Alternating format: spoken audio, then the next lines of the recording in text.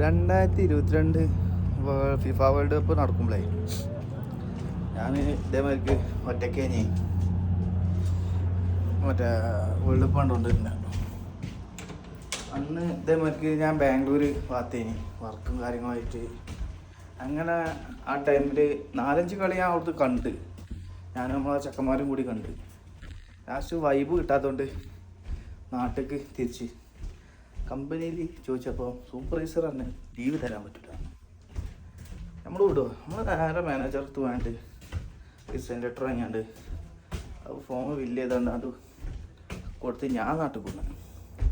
അപ്പോൾ ചുരുക്കി പറയാം, 2026 വേൾഡ് കപ്പ് ഇപ്പോൾ ഇവിടുന്ന് ഞാൻ കാണുന്നത് സൗദി അറേബ്യന്നാണ് കാണുന്നത്. ഒറ്റക്കാണ് ചാറ്റപ്പ് ഇങ്ങോട്ട് കയറിയിട്ട് നാട്ടിലത്തെ ആ വൈബ് ഇങ്ങോട്ട് കിട്ടുന്നില്ല. വേൾഡ് കപ്പ് ആകുമ്പോൾ രാത്രി പോയിട്ട് ക്ലബ്ബ് പോയി ഇരുന്നാണ്ട് അങ്ങോട്ടും ഇങ്ങോട്ടും കൊത്തുവിടലും അത് വേറെ രസേനി. ഏതായാലും ഇന്നലെ പോർച്ചുഗലിൻ്റെ കളി നമ്മൾ കണ്ട്, കണ്ട് ചാട്ടച്ചങ്ങത്തിന് ഒന്നത്തെ വെച്ചാൽ ഒറ്റക്കായിട്ട് കളി ഒരു സുഖം കിട്ടുന്നില്ല നമുക്ക് കാണാനായി.